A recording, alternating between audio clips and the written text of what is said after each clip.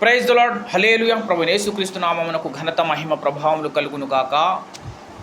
Bible గ్రంథంలో నుండి మనం ఒక ముఖ్యమైన వాక్య భాగమును, వాక్య భావమును, వాక్య సందేశమును, వాక్య సత్యమును మనము స్టడీ చేద్దాము. కొరింథీయులకు రాసినటువంటి మొదటి పత్రిక 10వ అధ్యాయము 10th చాప్టర్, 1 Corinthians chapter 10 13వ వచన భాగమును మనము చదువుదాము. సాధారణముగా మనుషులకు కలుగు శోధన తప్ప మరి ఏదియూ మీకు సంభవింపలేదు. దేవుడు నమ్మదగినవాడు, మీరు సహింపగలిగినంత కంటే ఎక్కువగా ఆయన మిమ్మును శోధింపబడనీయడు. అంతేకాదు, సహింపగలుగుటకు ఆయన శోధనతో కూడా తప్పించుకుని మార్గమును కలుగజేయును. ఆమేన్, హల్లెలూయా. చిన్న మాట ప్రార్థన చేద్దాం. స్తోత్రం ప్రభువా, కృప కలిగిన మా తండ్రి, పరిశుద్ధుడానైనా మీకు స్తోత్రము చెల్లిస్తూ ఉన్నాము. మా కన్న తండ్రి, సర్వాధికారి అయిన సర్వశక్తిమంతుడైన పరిశుద్ధాత్మదేవా, మా గురువుగా, బోధకుడిగా, నాయకుడిగా మీరు దిగి వచ్చి చదువబడిన లేఖన భాగము ద్వారా మీరు మాతో మాట్లాడి మమ్ము దర్శించి మీ రక్తము చేత మా ప్రాణాత్మ దేహములు, మనస్సు, మనస్సాక్షి, హృదయంతరంగములను కాల్చివేసి పూర్ణ స్వస్థత దాయిచేసి నీ ఆత్మతో అభిషేకించి చదువబడిన లేఖన భాగము ద్వారా మీరు మాతో మాట్లాడి మమ్మల్ని దర్శించి నీ వాక్య ఉదక స్నానము చేత మమ్మల్ని పరిశుద్ధపరిచి దూడుగొండి నడిపించమని అనంతుడైన యేసయ్య నామములో అడిగి వేడుకొనుచున్నాము తండ్రి. ఆమేన్, హల్లెలూయా. యేసయ్య నామమునకు ఘనత మహిమ ప్రభావములు కలుగునుగాక. బైబిల్ గ్రంథము మనకొక ముఖ్యమైన సందేశమును, సత్యమును ఈ లేఖన భాగము ద్వారా మనకు ఇస్తూ ఉన్నది అన్నమాట.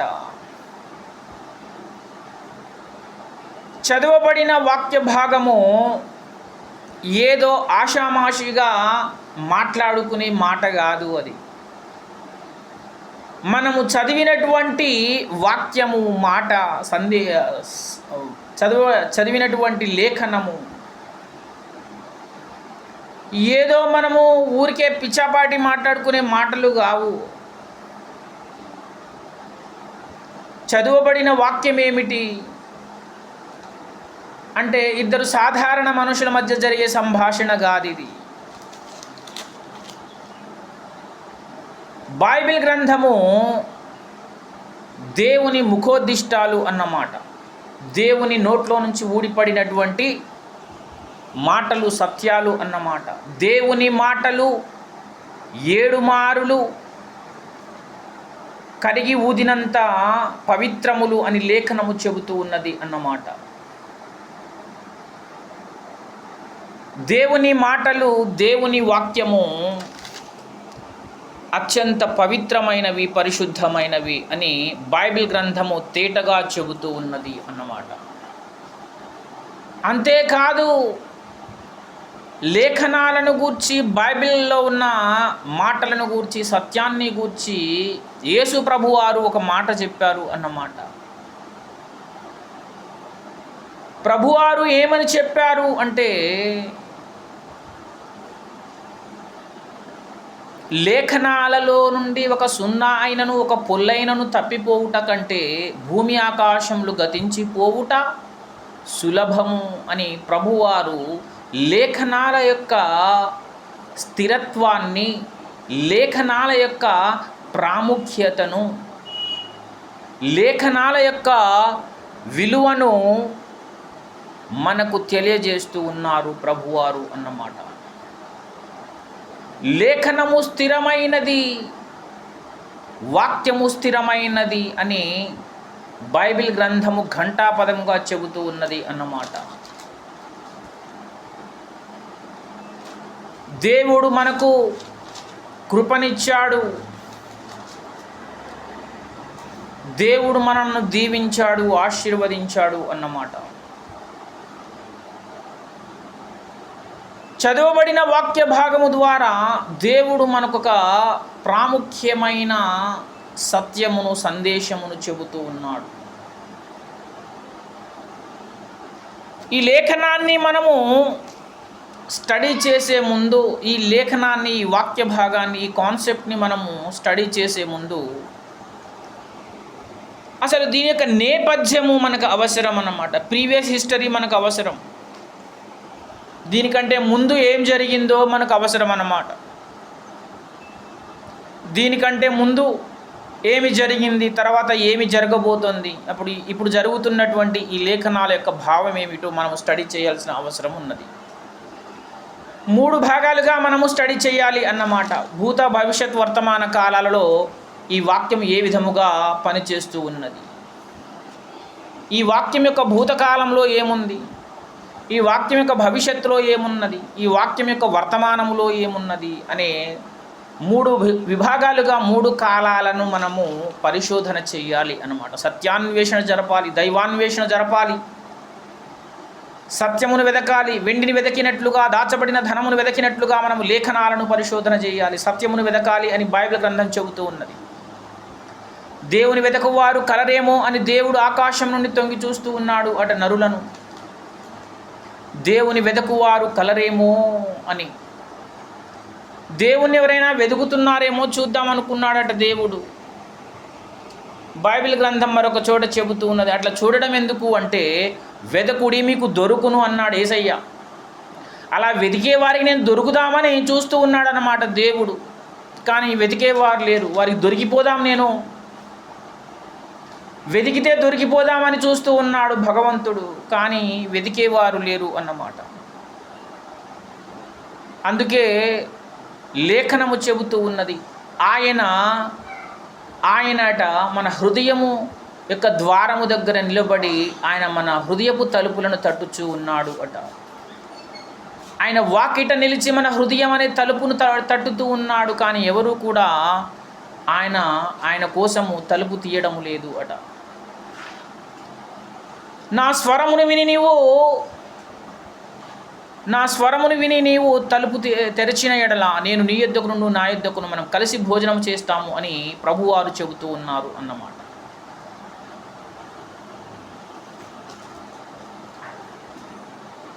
దేవుని వెదకువారు కలరేమో అని దేవుడు చూస్తూ ఉన్నాడు.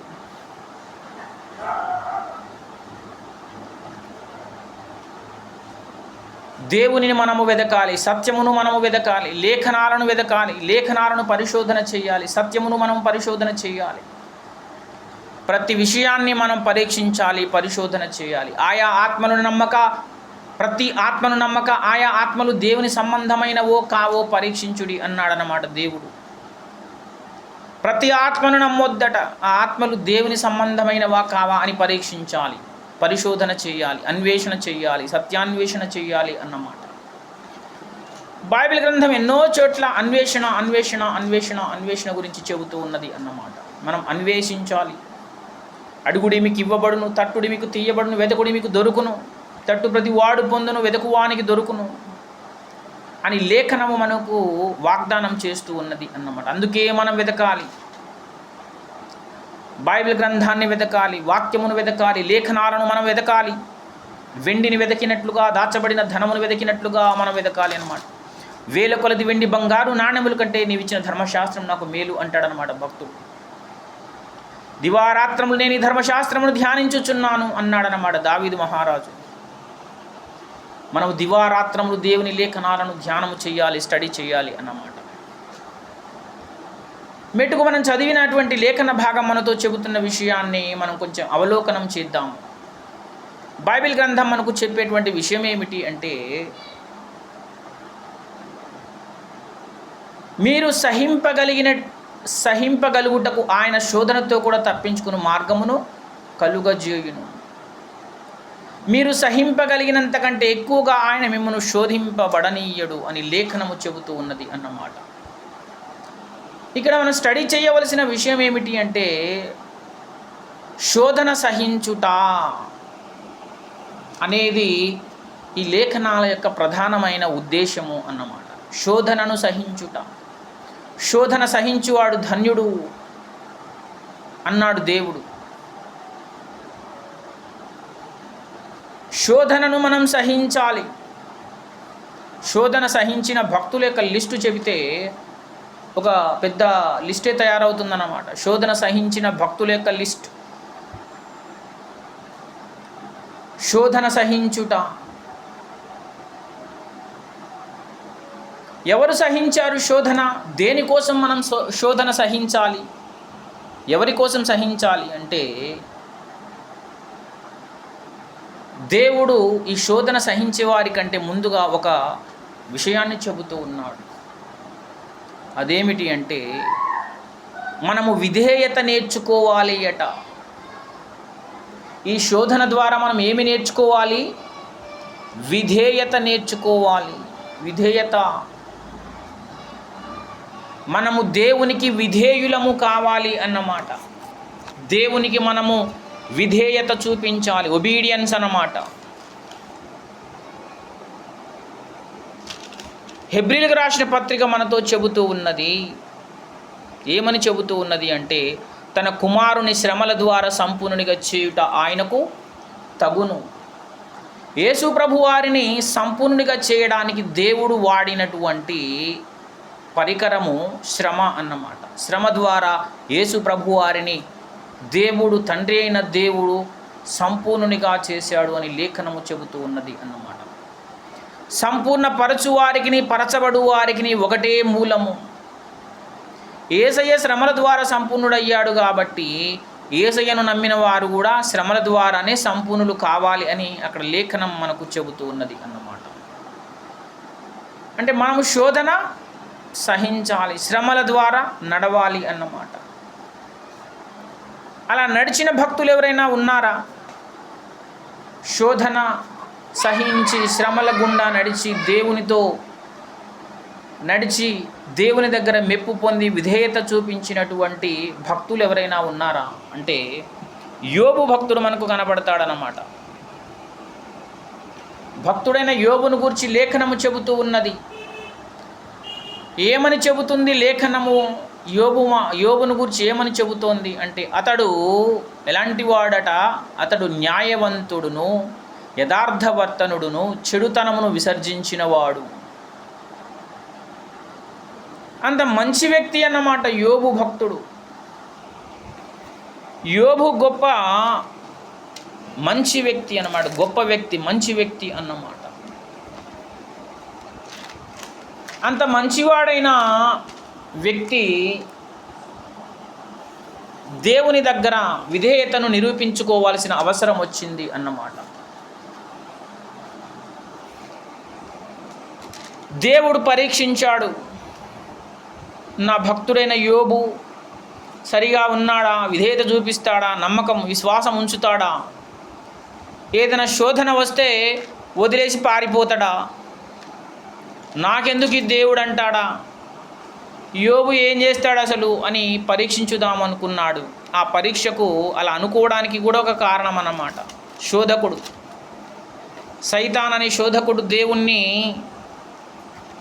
సవాల్ చేశాడన్నమాట. అరే నీ భక్తుడైన యోబు ఉన్నాడు కదా అని సైతాను దేవునితో వాగ్వాదం చేస్తూ ఉన్నాడన్నమాట. అప్పుడు దేవుడు చెప్పాడు, దేవుడే చెబుతూ ఉన్నాడన్నమాట, నా భక్తుడైన యోబు సంగతి గురించి ఆలోచించితివా, అతడు ఎంత గొప్పవాడో అని సైతాన్తో చెప్పినప్పుడు దేవుడు సైతాన్తో చెబుతూ ఉన్నప్పుడు సైతాను చెప్పాడన్నమాట, అయ్యో అతడు ఊరికనే నీ భక్తుడయ్యాడా, ఒకసారి తనకు కలిగినదంతా తీసివేసి చూడు, అప్పుడు నీకు అతడు భక్తి చూపిస్తాడా లేదా నీకే తెలుస్తుంది అన్నాడు. ఛాలెంజ్ చేశాడు దేవునితోటి. సైతాను ఛాలెంజ్ చేశాడన్నమాట. సరే ఎల్లు, యోబు నీ వశమున ఉన్నాడు, తన ప్రాణమును ముట్టవద్దు, అతడు నీ వశమున ఉన్నాడు అన్నాడు దేవుడు అన్నమాట. సైతాను వెళ్ళి శోధించాడు, యోబును శోధించాడన్నమాట. తనకు కలిగినదంతా ఆస్తి అంతా కూడా పోయిందన్నమాట. ఆఖరికి తన ఆరోగ్యం కూడా పోయింది.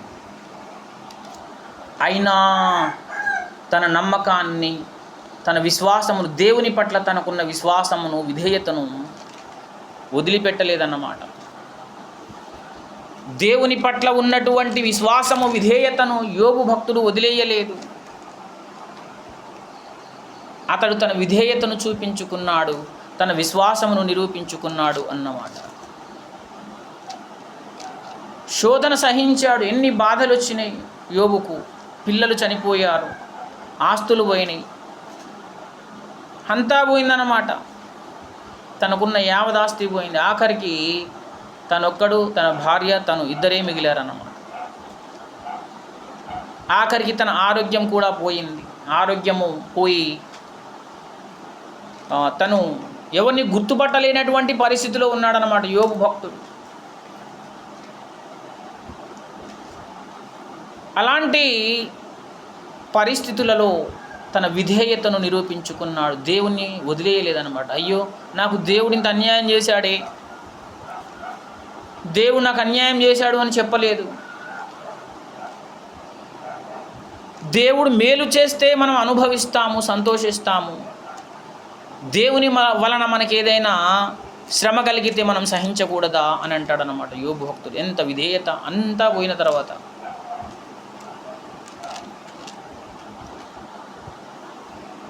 విశ్వాసమును పోగొట్టుకోలేదు. తను విశ్వాసమును కాపాడుకున్నాడనమాట. దేవుని పట్ల విధేయతను, విశ్వాసమును, చెక్కు చెదరని తన విశ్వాసమును, విధేయతను కాపాడుకున్నాడు యోబు భక్తుడు. నిజాయితీపరుడు అన్నమాట, నమ్మకస్తుడు. దేవుని పట్ల నమ్మకస్తుడు, విధేయుడు, నిజాయితీపరుడు అన్నమాట. అంత మంచి భక్తుడు అన్నమాట. నిరూపణ జరిగింది ఈ శోధన ద్వారా, శ్రమ ద్వారా. యోబు భక్తుని యొక్క నిజాయితీ పరీక్షించబడిందన్నమాట. దేవుడు మెచ్చుకున్నాడు. బలాన నమ్మకమైన మంచి దాసుడా అని దేవుడు మెచ్చుకున్నాడు అన్నమాట. హల్లెలూయా, హల్లెలూయా. యేసయ్య నామమునకు మహిమ కలుగును. శోధన సహించేవాడు ధన్యుడు అని బైబిల్ చెబుతోంది అన్నమాట. శ్రమలు వస్తాయి. పౌలు మహాభక్తుడు చెబుతాడు. పౌలు, అపోస్తలుడైన పౌలు గారు చెబుతారన్నమాట. ఎన్నో ఇరుకులలోను, ఇబ్బందులలోను, వస్త్రహీనత, ఆకలి దప్పిక, హింసలు, బాధలు, దుఃఖములు, వేదనలు, వీటన్నిటిలో నుంచి దేవుడు నన్ను తప్పించాడు అని సాక్ష్యం ఇస్తూ ఉన్నాడు అన్నమాట అపోస్తలుడైన పౌలు గారు. ఎంత మంచి సాక్ష్యము! శ్రమ రావడమే కాదు, దాని నుంచి ఎలా తప్పించుకోవాలో కూడా దేవుడు దారి చూపిస్తాడు అట. మనం చదివిన లేఖనము మనకు చెబుతూ ఉన్నది. శ్రమ రావడమే కాదు, ఆ శ్రమలో నుండి మనం ఎలా తప్పించుకోవాలో దేవుడు చెబుతాడన్నమాట. యేసు ప్రభువారు గలిలయ సముద్రం మీద నడుస్తూ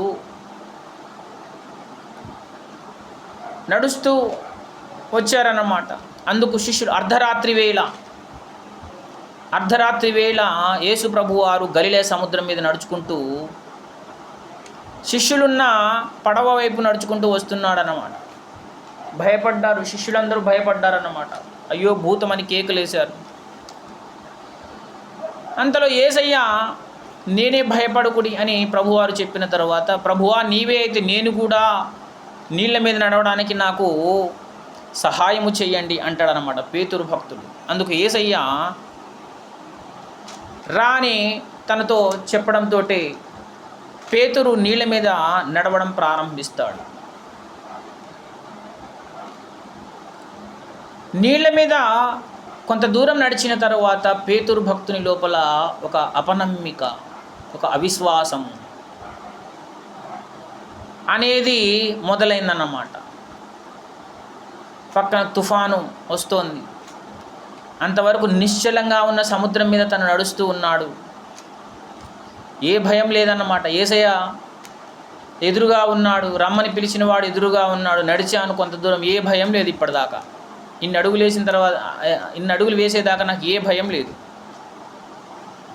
ఎప్పుడైతే తుఫాను మొదలైందో అప్పుడు భయం మొదలైంది. అయ్యో ఈ తుఫానులో నేను మునిగిపోయి చచ్చిపోతానేమో అని భయం వేసింది పేతురుకు.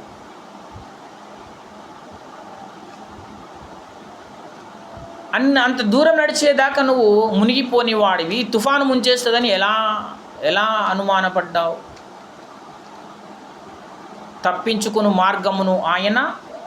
శ్రమతో పాటు తప్పించుకుని మార్గమును ఆయన మనకు అనుగ్రహిస్తాడు. ఇప్పుడు పేతురు నీళ్ళ మీద నడిస్తే నీళ్ళలో మునిగిపోవాలి. సముద్రం మీద నడుస్తూ ఉన్నాడు, నీళ్ళ మీద నడుస్తూ ఉన్నాడు. సాధారణముగా అయితే ఆ నీళ్ళలో అతను మునిగి చనిపోయే పరిస్థితి అన్నమాట. సాధారణ పరిస్థితులలో పేతురు ఆ నీళ్ళ మీద అడుగు పెట్టగానే మునిగిపోయి ఊపిరాడక చచ్చిపోయేటువంటి పరిస్థితి. ఎంత పెద్ద శ్రమ! యోబుకు కూడా రాలే అంత పెద్ద శ్రమ. యోబుకు ప్రాణం మిగిలింది, కానీ ఈయనకు ప్రాణమే పోయే పరిస్థితి వచ్చిందన్నమాట. పేతురుకు ప్రాణమే పోయే ప్రాణాపాయ స్థితి వచ్చింది.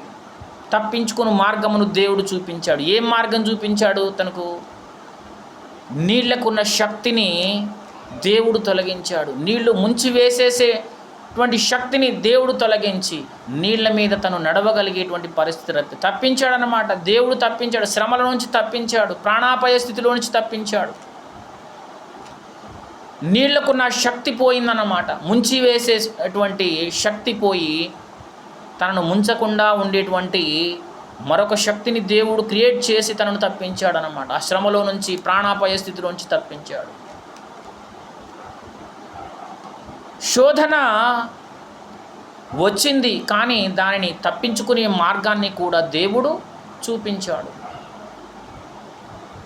నీకు తప్పించుకునే మార్గం ఉన్నప్పుడు మళ్ళీ భయపడడం దేనికి? నీకు తప్పించుకునే మార్గము దేవుడు చూపించాడు కదా. మరలా ఆ తుఫాను నన్ను ముంచివేస్తుందేమోనని భయపడ్డావు, అనుమానపడ్డావు. నీకు శ్రమ వచ్చిందా, నీకు తప్పించుకునే మార్గం ఉందా లేదా అనేది దేవుని దృష్టికి ముఖ్యమైనది కాదు. నీకు శ్రమ రావడము ముఖ్యమైన సంగతి కాదు. ఆ శ్రమలో నుంచి నువ్వు తప్పించుకునే మార్గము నీకు ఉండడము ముఖ్యమైన సంగతి కాదు. అసలు విషయం ఏమిటంటే నీకు అన్నీ ఉన్నాయి. శ్రమ వచ్చినా, శోధన వచ్చినా, శోధన సహించగలిగేటువంటి, తప్పించుకునేటువంటి మార్గాలు నీకున్నాయి. సహించగలిగే శక్తి నీకుంది, అంతా ఉంది. కానీ ఉన్నదంతా నీ విశ్వాసములో లోపము అన్నమాట. అంతా బాగానే ఉంది, కానీ నీ విశ్వాసములో లోపము అని యేసు ప్రభువారు పేతురును గద్దిస్తూ ఉన్నారు అన్నమాట. పేతురు యొక్క విశ్వాసములో లోపముంది. ఇంత అద్భుతము జరిగింది, నీ కళ్ళ ముందే ఇంత అద్భుతం జరిగింది. ఇంత అద్భుతం జరిగితే నీకేమీ కాని పరిస్థితులలో ఆ తుఫాను ఏదో చేస్తుందని ఎలా భయపడ్డావు? ఎలా అనుమానపడ్డావు? దేవుడు కాపాడలేడనుకున్నావా? దేవుని వద్దకు వచ్చువాడు ఆయన ఉన్నాడనియు తన్ను అడుగువారికి ఫలము దయచేయువాడనియు నమ్మవలేను కదా అని లేఖనము చెబుతూ ఉన్నది అన్నమాట. దేవుని దగ్గరకు వచ్చేవాడు ఎలా రావాలట? 2 లక్షణాలతోటి, 2 అలంకరణలతోటి రావాలి అట. దేవుని యొద్దకు వచ్చేవాడికి 2 లక్షణాలు ఉండాలి, ప్రధానమైన లక్షణాలు. ఎలా రావాలట దేవుని దగ్గరికి? ఒకటి, ఆయన ఉన్నాడని రావాలి అట. దేవుడున్నాడు, భగవంతుడు ఉన్నాడు అనే నమ్మకముతో రావాలి. లేడు అనే నమ్మకం కాదు. భగవంతుడు లేడు అనుకొని రావడం కాదు. భగవంతుడు ఉన్నాడు అని నమ్మకముతోటి భగవంతుని దగ్గరికి రావాలి.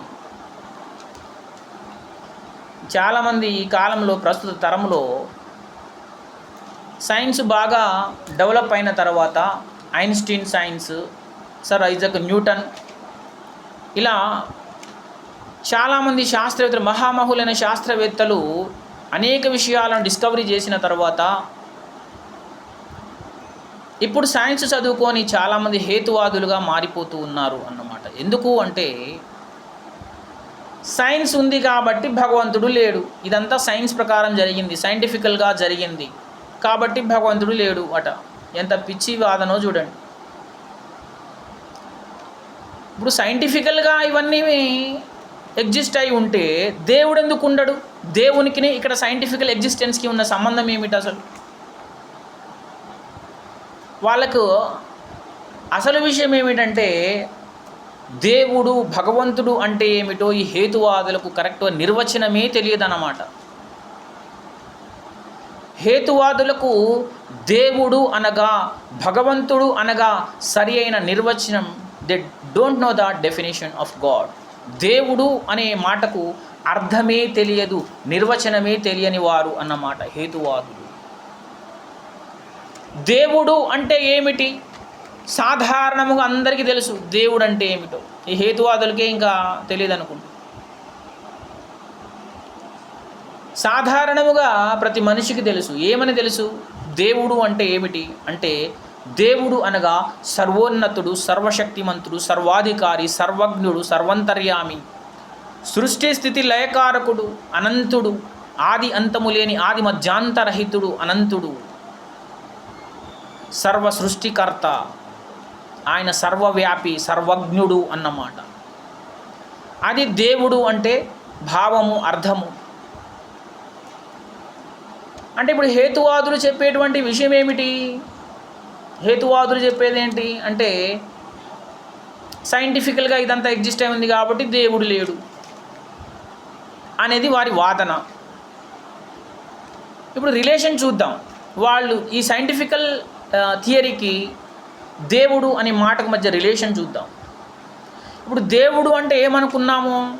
ఆయన సర్వజ్ఞుడు, సర్వశక్తిమంతుడు, సర్వాధికారి, సర్వంతర్యామి, సర్వవ్యాపి, సృష్టి స్థితి లయకారకుడు. God is generator, organiser and destroyer అన్నమాట.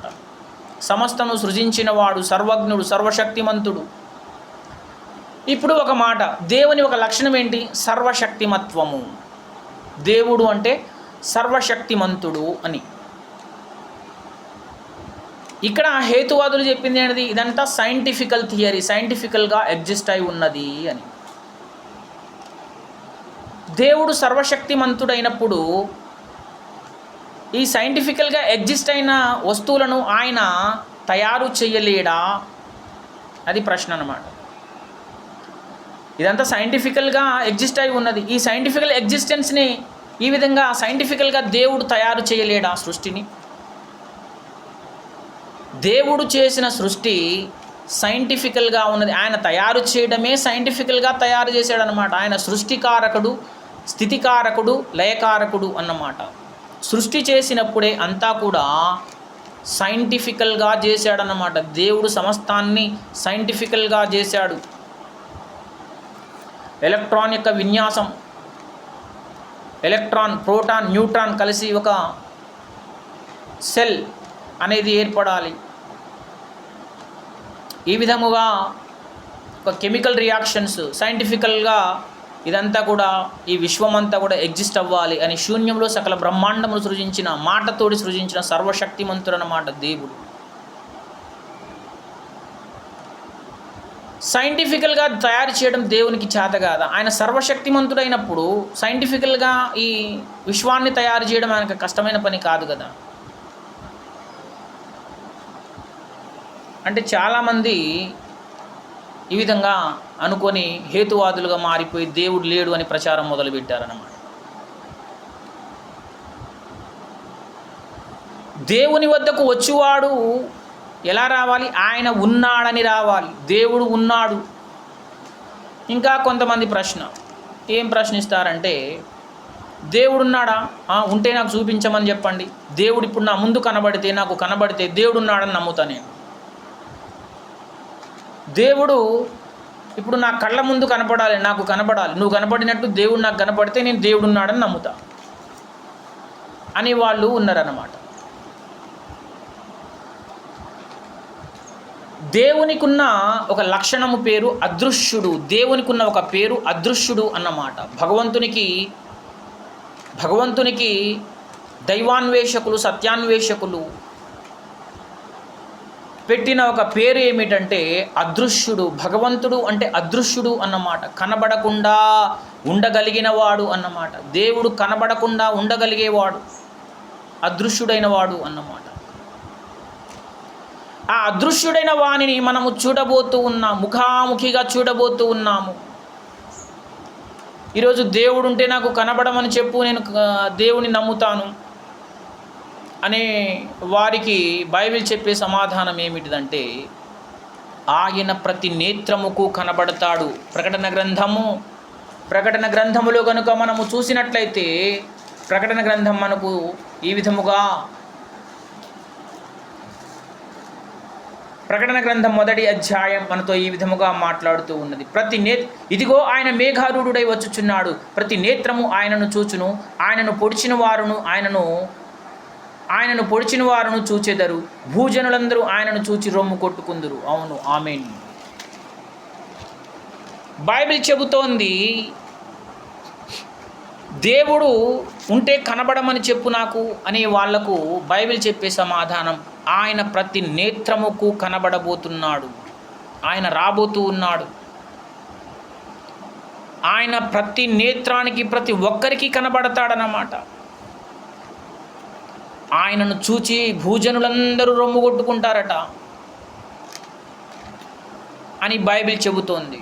మరి ఇప్పుడు ఎందుకు కనబడడు? మరి ఇప్పుడు ఆయన ఒక కనబడే రోజు రాబోతూ ఉన్నది.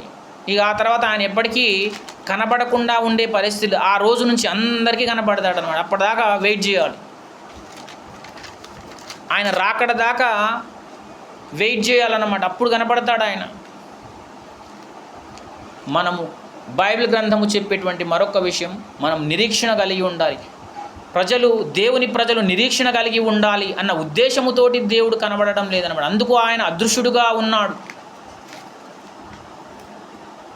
ఆయన అదృశ్యుడుగా ఎందుకున్నాడు అంటే ఆయనకు కొన్ని ఫలితాలు రావాలి. ఆ ఫలితాల కోసం దేవుడు అదృశ్యుడుగా ఉన్నాడు. దేవుడు నాకు కనబడమని చెప్పే వాళ్ళ కోసం ఆయన కనబడడానికి రాడు. ఆయన కనబడట్లేదని చెబుతున్నారు, నేరారోపణ చేస్తున్నారు కాబట్టి ఆయన కనబడకుండా పోలేదు. ఆయనకు కొన్ని ఫలితాలు రావాలి, అందుకోసము ఆయన పనిచేస్తూ ఉన్నాడు అన్నమాట. దేవుని వద్దకు వచ్చేవాడు ఎలా రావాలి? ఆయన ఉన్నాడనియు తన్ను అడుగు వారికి ఫలము దయచేయువాడనియు నమ్మవలెను కదా. దేవుని వద్దకు వచ్చేవాడు ఎలా రావాలి? ఆయన ఉన్నాడని రావాలి, తన్ను అడిగేవారికి ఫలము దయచేసేవాడని రావాలన్నమాట. ఇప్పుడు పేతురు భక్తుడు అడిగాడు, ఫలం ఇచ్చాడు కదా దేవుడు. పేతురు భక్తుడు ఏమడిగాడు దేవుణ్ణి? నన్ను కూడా ఈ నీళ్ళ మీద నడిచేటట్లు చేయి ప్రభువా అని అడిగాడు. ఫలం ఇచ్చాడు కదా. రానాయన నడు, నీళ్ళ మీద నడు అని పేతురుకు దేవుడు అవకాశం ఇచ్చాడు, ఫలం ఇచ్చాడు కదా. తన్ను అడిగిన వారికి ఫలము ఇచ్చువాడు, ఫలం ఇచ్చాడు. కానీ మధ్యలో ఏం జరిగింది అంటే తను అపనమ్మిక అనుమానపడ్డాడనమాట. అవిశ్వాసముగా అతడు తన హృదయంలో అపనమ్మికను కలిగి ఉన్నాడు. అందుమూలంగా అతడు మునిగిపోసాగాడు అన్నమాట.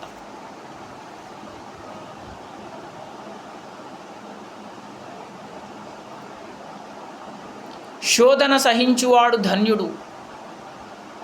పేతురుకు శోధన వచ్చింది, తుఫాన్ రేగిందనమాట.